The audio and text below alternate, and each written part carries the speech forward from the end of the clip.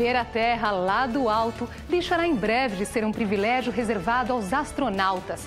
Mais de 10 empresas estão se mobilizando para incluir o espaço extraterrestre nas rotas turísticas. Conheço brasileiro que viajou a bordo de um caça-MiG de fabricação russa e sonha em participar dos voos de turismo espacial. Em entrevista exclusiva, ele fala da experiência que teve e dos cursos que já fez em instalações da NASA na Califórnia.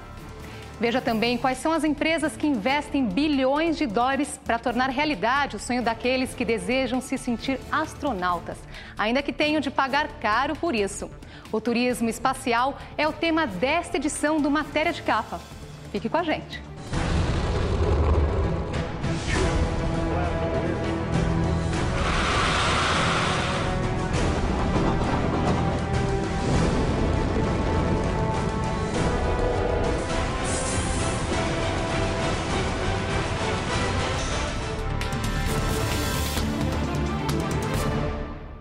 As viagens espaciais, que sempre exerceram fascínio sobre milhões de pessoas em todo o mundo, em breve devem se tornar parte dos roteiros turísticos. Enquanto isto não acontece, algumas pessoas encontram um meio de realizar seus sonhos. Uma delas é um brasileiro que já deu uma volta por lá. Ele não chegou a fazer a mesma viagem daqueles que estiveram na Estação Internacional, mas sonha com isso. Um aparelho de reconhecimento facial autoriza a entrada da reportagem. Quem dá as boas-vindas para a nossa equipe é um robô helicóptero de fabricação norte-americana, que registra e grava imagens dos visitantes. O mesmo faz este simpático robô. Um terceiro, responsável pela limpeza do local, gira enquanto aspira toda a poeira. Na estante, um cartão postal autografado pelo russo Yuri Gagarin, o primeiro homem a viajar ao espaço em 1961. Protegido por uma redoma de vidro, o fragmento de um meteorito que, em 1947, caiu na Sibéria, região ao norte da Rússia. Este laboratório, que mais parece ser de um cientista, pertence a José Virgílio Bragueto, um publicitário de Ribeirão Preto, apaixonado por tecnologia e pelo espaço. Bem, eu sempre fui um fã de ficção científica, então eu assistia todas as séries de Perdidos no Espaço, Star Trek, Star Wars, tudo que tinha relacionado ao espaço me interessava. Isso era uma curiosidade de menino. Eu fui crescendo, os interesses foram mudando, mas esse ficou. E eu fui atrás de realizar esse sonho, de estar o mais próximo do espaço possível, de ver como é que a Terra era lá de cima. Para isso, o publicitário procurou uma agência que vendesse um pacote para turistas espaciais. Encontrou o que buscava na Rússia. Em 2007, embarcou em um caça MiG-31 e fez um voo pela estratosfera. Esse voo que eu fiz, ele é apelidado de o voo no limite do espaço. Em inglês, eles chamam de Edge of Space.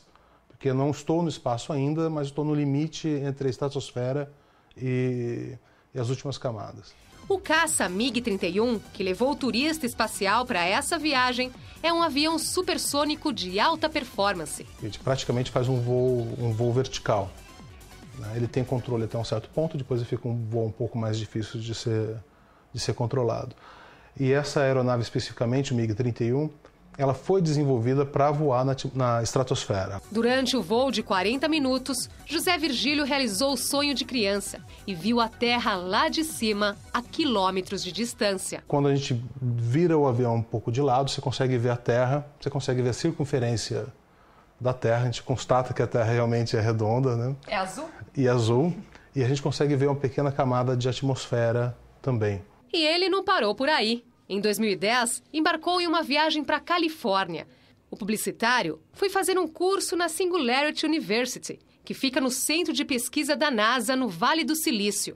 Lá, ele aprendeu a usar várias tecnologias e algumas delas utiliza em sua produtora multimídia. E entre essas tecnologias exponenciais, a gente aprende a importância, algumas tendências, vamos colocar dessa forma. Algumas tendências como a fabricação digital, scanners 3D, impressoras 3D.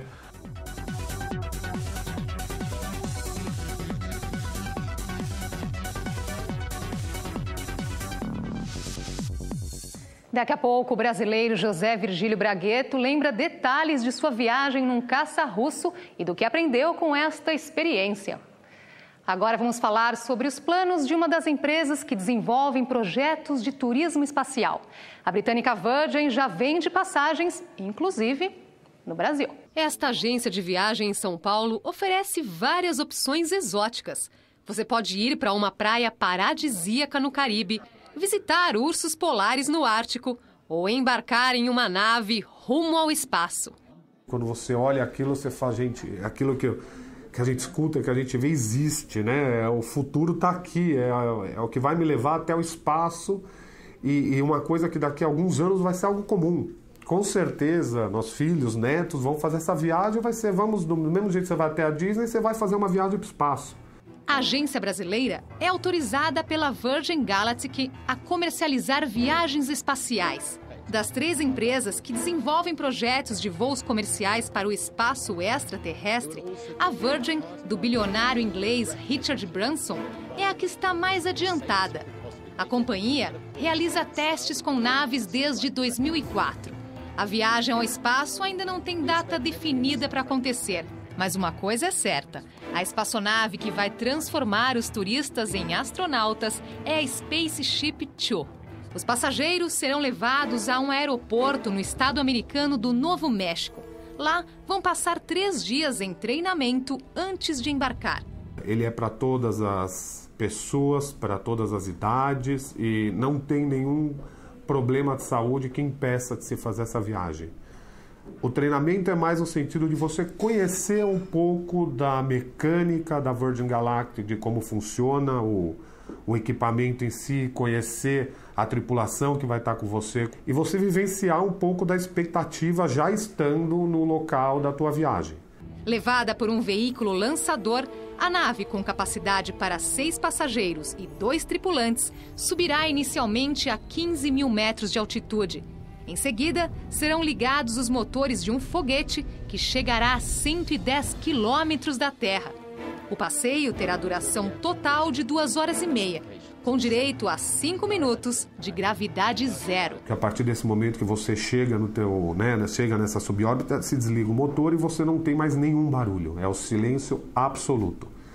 Então você curte o momento de estar olhando, é o momento mágico da viagem, de estar vendo a Terra de longe. O preço da aventura, $200 mil, cerca de R$400 mil. Por enquanto, quase 500 pessoas já garantiram a sua passagem. Entre elas, 2 brasileiros que preferem manter suas identidades em sigilo. Não há a menor dúvida. O Richard Branson mesmo, ele fala que ele acredita que em 10 anos é um produto que vai custar coisa de $20, $25 mil a viagem. Uma empresa da Califórnia que também investe no turismo espacial já vendeu mais de 100 passagens. E os preços estão bem distantes até mesmo de uma primeira classe.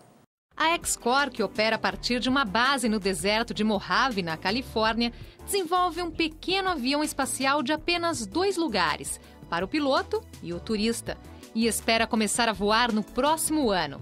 Preço da viagem, $95 mil, perto de R$200 mil. Já a Space Adventures, sediada no estado da Virgínia, tem 200 interessados em pagar $100 mil para um aparelho com capacidade para apenas 2 passageiros. A Blue Origin, do bilionário Jeff Bezos, fundador da Amazon, também aposta nas viagens espaciais e espera ter uma nave pronta em menos de 2 anos. Outro bilionário que está de olho no setor é Paul Allen, cofundador da Microsoft, que criou uma empresa, a Stratolaunch Systems, para fabricar naves espaciais. Para se ter uma ideia da altura que será alcançada por estas naves, vamos comparar com os voos comerciais. Os aviões de passageiros que fazem voos de longa distância costumam voar a 11 mil metros, ou 33 mil pés na linguagem da aviação. A primeira etapa do voo da Virgin chegará a 15 mil metros, portanto, 4 mil metros acima do alcançado por um voo comum. Na segunda etapa, a nave chegará a 110 quilômetros, ou seja, cerca de 10 vezes mais do que os jatos de passageiros. Nesta altura, é possível experimentar a gravidade zero. Desde 2001, 7 turistas já foram ao espaço, mas em voos não regulares levados por astronautas russos. Diante da falta de verba para seu programa espacial, a Rússia se aproveitou da curiosidade destas pessoas e cobrou uma fortuna pelas passagens. O empresário americano Dennis Tito foi o primeiro turista a subir numa nave Soyuz e passar uns dias na Estação Espacial Internacional em 2001. Seguiram-se o sul-africano Mark Shuttleworth em 2002, o americano Gregory Olsen em 2005, a americana nascida no Irã, Anousheh Ansari em 2006, o americano de origem húngara Charles Simonyi por 2 vezes em 2007 e 2009, o americano Richard Garriott em 2008 e, por último, o canadense Guy Laliberté, fundador do Cirque du Soleil, em 2009. Sabe-se que todos eles pagaram caro pela viagem. O primeiro, Dennis Tito, teria pago 20 milhões de dólares, cerca de 40 milhões de reais. E os demais, pelo menos a metade disso, o que torna o valor atual da passagem 200 mil dólares ou 400 mil reais, uma verdadeira classe econômica. A exemplo dos voos espaciais com fins científicos, as naves que levarão turistas também passam por inúmeros testes. Richard Branson, dono da Virgin Galactic, afirma que a aventura será a mais intensa e maravilhosa experiência que os passageiros podem imaginar. Eles vão experimentar a falta de gravidade e poderão ver a Terra lá de cima por meio de janelas panorâmicas de uma altura de mais de 100 quilômetros, o que permite uma sensação única. Tudo isso, diz Branson, num voo planejado nos mínimos detalhes para oferecer uma experiência de tirar o fôlego. Fabricada com um composto de carbono produzido especialmente para a Virgin, a nave marca uma nova etapa na tecnologia aeroespacial.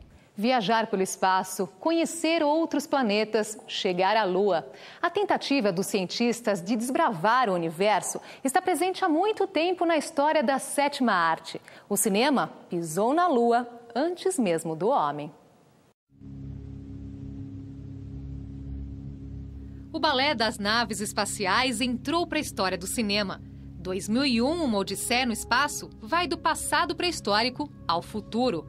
A obra-prima de Stanley Kubrick, de 1968, retrata o silêncio absoluto do universo.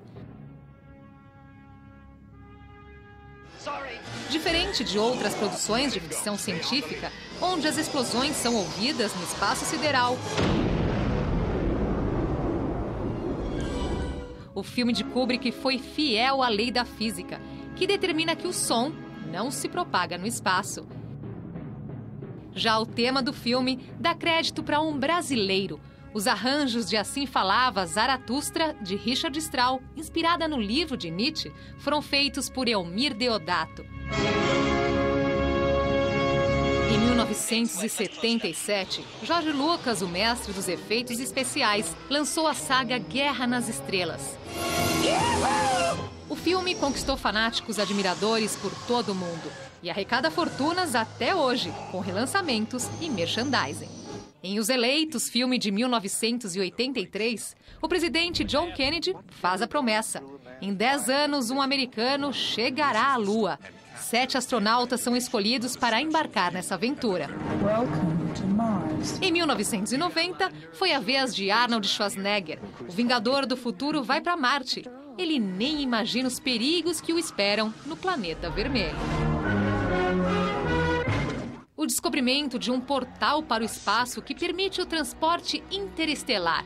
Este é só o começo da história de Stargate, filme de 1994, que gerou várias temporadas de uma série de TV. Em Apollo 13, de 1995, os astronautas lutam por suas vidas em meio a um suspense sobre o destino da nave.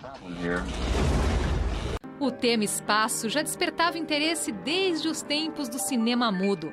Viagem à Lua, de 1902, conta a aventura de um grupo de astrônomos que viaja ao satélite da Terra em uma cápsula lançada por um canhão. E eles chegam lá 67 anos antes do astronauta real Neil Armstrong. E nesta história, a Lua tem rosto igualzinho ao nosso. O curta-metragem do diretor francês Georges Méliès é considerado o primeiro filme de ficção científica da história do cinema. No próximo bloco, os russos estão chegando e ameaçam deixar Estados Unidos e Europa Ocidental mais uma vez para trás. E mais, cientistas já planejam a construção de um hotel no espaço.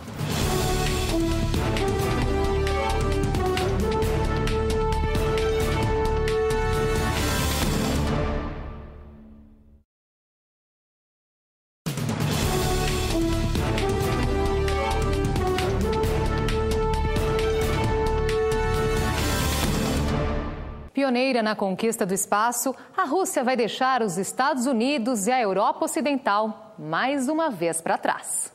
A empresa espacial russa Energia, fabricante das cápsulas Soyuz, que tem feito dezenas de viagens bem-sucedidas nas últimas décadas, prepara uma novidade. Está construindo uma nova nave que vai levar turistas para passear em volta da Lua. Este projeto deve se tornar realidade em 2014. A nave, que será uma versão mais moderna da Soyuz, fará 2 tipos de viagem: a Lua e a Estação Espacial Internacional. Se a opção for apenas pela ida à Lua, a jornada será de 8 a 9 dias. Se incluir uma estadia na Estação Internacional, pode durar até 3 semanas. Os preços ainda não foram divulgados, mas sabe-se que não faltarão interessados. E outra viagem já com preço estabelecido está sendo planejada para 2016. A empresa, que também tem sede em Moscou, chama-se Rússia Tecnologia Orbital. A simulação em computador mostra o tipo de nave que deverá ser utilizada e como será feita a acoplagem na estação hotel. O módulo ficará em órbita da Terra a 350 quilômetros de altura, de onde será possível desfrutar de uma visão panorâmica do globo. No interior da estação, os visitantes terão um amplo espaço para circular sem gravidade e também poderão participar de inúmeras atividades. Os preços foram calculados em níveis estratosféricos. 5 dias a bordo da estação hotel vão custar $160 mil a diária, ou seja, $800 mil, cerca de R$1.600.000 por um passeio de menos de uma semana. A ocupação do espaço extraterrestre tem sido o alvo principal da corrida entre as grandes potências, que vem sendo travada há meio século. Com o fim da era dos ônibus espaciais, a NASA aposta em outra geração de naves, que vem sendo planejada em parceria com empresas particulares. Uma delas é a BA-330, projetada pela Bigelow Aerospace. Nesta animação computadorizada, a nave é lançada por um foguete Atlas em direção a uma estação orbital desenhada pela Boeing. A nave pode transportar até 7 astronautas que poderiam permanecer durante semanas ou meses a bordo da estação.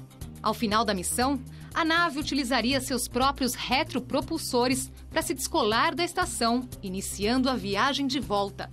Após a reentrada na atmosfera terrestre, quando as temperaturas aumentam violentamente, seriam acionados os paraquedas para garantir um pouso suave e seguro em terra.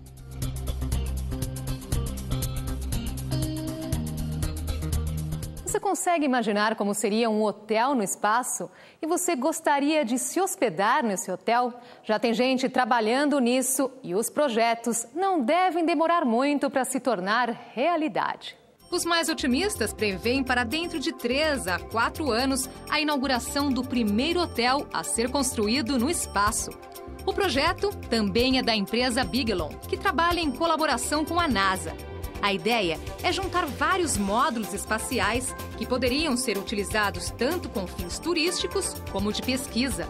Internamente, os módulos serão divididos em compartimentos, como se fossem quartos de hotel. Numa primeira etapa, a estação ficaria em órbita da Terra, mas no futuro teria potência suficiente para se deslocar até a órbita da Lua ou para fazer viagens interplanetárias. E se tem uma pessoa que gostaria de se hospedar num hotel como esse, é o brasileiro José Virgílio Bragueto. Ele já fez um voo num MiG russo e sonha em voar mais alto. Em 2007, José Virgílio fez uma viagem a bordo de um caça supersônico russo, o MiG-31. Para suportar as condições de um voo entre 20 e 50 quilômetros de altitude, o publicitário teve de usar um traje espacial. A primeira parte, mais demorada de todas, é a colocação do traje pressurizado. Tá? Porque no caso de uma despressurização mais forte, te protege. Depois disso, isso é conectado também num capacete, que ele também é pressurizado. E aqui dentro desse capacete a gente tem ainda uma touca, que é todo o sistema de comunicação, que fica aqui por dentro. Todo o sistema de comunicação fica aqui por dentro. A gente fala e ouve por aqui. E nós temos duas entradas de oxigênio aqui também. Uma, que é para suporte à vida, de oxigênio que entra no capacete, e de energia para comunicação. E outra, que é essa lateral aqui, que entra na roupa pressurizada, que é o que injeta ar dentro da roupa no caso de uma emergência. O turista espacial relembra em detalhes as etapas da viagem. Quando nós decolamos, a gente decola, no meu caso, durante o dia. Então tem céu azul e à medida que nós vamos subindo para camadas mais altas, o céu vai deixando de ficar azul, ele vai escurecendo, até que a gente chega numa altitude que você já começa a ver as estrelas, isso em pleno dia. E o curioso também é que à medida que nós vamos subindo, em voos convencionais você tem referenciais visuais, seja o solo ou a camada de nuvens ou o que seja. Quando nós vamos num voo muito alto, um voo na estratosfera, você não vê nuvem, você não ouve praticamente som nenhum, nós estamos numa velocidade supersônica, então a impressão que dá é que você está parado. E depois na descida, aí sim você começa a ter uma descida um pouco mais turbulenta, né? Porque lá em cima o ar é praticamente inexistente, é muito rarefeito. Então à medida que você vai descendo, você vai entrando em camadas mais densas da atmosfera, a gente vai sentindo tudo aquilo que você não sentiu na subida. E lá de cima? Qual a sensação de ver a Terra? Conseguir ver os países sem fronteiras sociais, políticas, religiosas. Então isso faz com que a gente tenha me fez ter uma percepção, me fez despertar para uma noção de mundo globalizado diferente. Conta para mim dos próximos planos, por exemplo, esse voo aí da Virgin, né, do turismo espacial, isso te interessa? Isso me interessa bastante, sem dúvida. Isso aí seria um próximo passo que eu adoraria fazer. Enquanto sonha com a oportunidade de visitar o espaço, José Virgílio coloca em prática as lições que aprendeu em seu voo pela estratosfera. E me realizei uma parte como ser humano quando eu estava lá em cima e consegui observar a fragilidade da Terra, como pequeno nós somos, e isso me tornou um ser humano mais responsável pelos meus atos aqui como cidadão do planeta. No próximo bloco, em atividade há mais de 10 anos, a Estação Internacional ainda vai abrigar inúmeros projetos. E mais, a exemplo dos antigos navegadores, os cientistas procuram um lugar no espaço para projetos de colonização.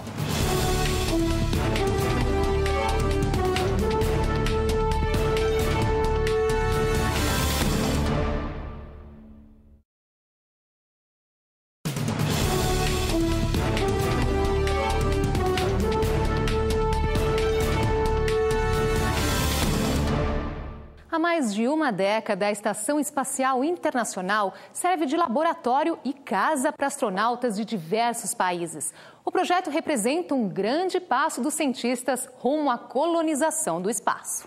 A ISS, sigla em inglês para Estação Espacial Internacional, entrou em órbita há 12 anos e, desde então, se mantém continuamente habitada por astronautas e, ocasionalmente, turistas espaciais.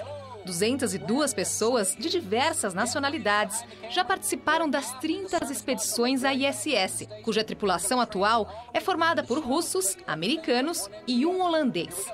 A Estação Espacial Internacional é um projeto conjunto dos Estados Unidos, Rússia, Japão, Canadá e da Agência Espacial Europeia. A estrutura, do tamanho de um campo de futebol, funciona como um laboratório, onde os membros da tripulação realizam pesquisas relacionadas às áreas da astronomia, física e biologia, entre outras. A estação também está preparada para servir como base para futuras missões à Lua e Marte. Apesar de não pertencer ao grupo de países membros, o Brasil mantém um acordo de cooperação com a NASA para fabricar equipamentos e, em troca, enviar astronautas nas expedições. Em 2006, Marcos Pontes foi o primeiro e até agora o único brasileiro a visitar a estação espacial. Segundo os especialistas, a ISS deverá permanecer em operação até 2028. Com o planeta superpovoado e sob constante risco ambiental, os cientistas buscam um lugar no espaço que reúna condições para garantir a continuidade da espécie humana. Mas, por enquanto, a colonização desses outros planetas ainda é um sonho distante. Os astrônomos já confirmaram a existência de planetas com um clima muito parecido ao da Terra. O HD 85512b é o que mais se assemelha ao globo terrestre. Ele tem quase 4 vezes o tamanho do nosso planeta e está a uma distância ideal do Sol daquela área. Portanto, não é nem muito quente, nem muito frio, o que aumenta as chances da existência de água. Mas o HD 85512b está localizado fora do nosso sistema solar e ainda não há uma tecnologia que garanta o envio de missões tripuladas para destinos tão distantes. Por esse motivo, as pesquisas ligadas à colonização espacial estão concentradas em Marte e numa das luas de Júpiter chamada Europa, onde há fortes indícios da presença de água. Em Marte, as temperaturas variam entre menos 140 graus no inverno e máxima de 26 no verão. Apesar disso, os cientistas acreditam ser possível alterar o clima do planeta para que o homem possa habitá-lo dentro de 50 anos aproximadamente. Para viabilizar a colonização de Europa, uma empresa norte-americana desenvolveu o projeto Artemis. O plano inclui a escavação das camadas de gelo da Lua de Júpiter e a construção de iglus para habitação humana. Enquanto as empresas planejam incluir o espaço extraterrestre entre as rotas turísticas, os cientistas não param de fazer novas descobertas sobre o universo. Vamos ver um rápido resumo de algumas delas. As lentes do telescópio Hubble captaram as tempestades na constelação de Centauro, que dão origem a estrelas conhecidas como supernovas. Esta é a imagem de uma estrela em formação, reproduzida em computação gráfica, que fica localizada na nuvem de Magalhães, galáxia satélite da Via Láctea. Já esta foto, tirada pela sonda Cassini da NASA, mostra o terreno ondulado da maior lua de Saturno, Titã, e revela o contraste entre o tom alaranjado e as nuvens azuis do Polo Sul de Titã. Turismo espacial, viagens científicas, a fascinação do homem com o espaço não tem limites. E a tendência é de que esse fascínio aumente ainda mais com as novas descobertas. Só nos últimos tempos, os astrônomos confirmaram a existência de milhões de planetas semelhantes à Terra. Eles estão espalhados entre bilhões de estrelas e galáxias num universo que não para de se expandir. Será que um dia o homem conseguirá chegar mais perto desse mundo ainda desconhecido? O Matéria de Capa fica por aqui. Voltamos no próximo domingo, às 7 da noite. Uma boa noite a todos e até lá!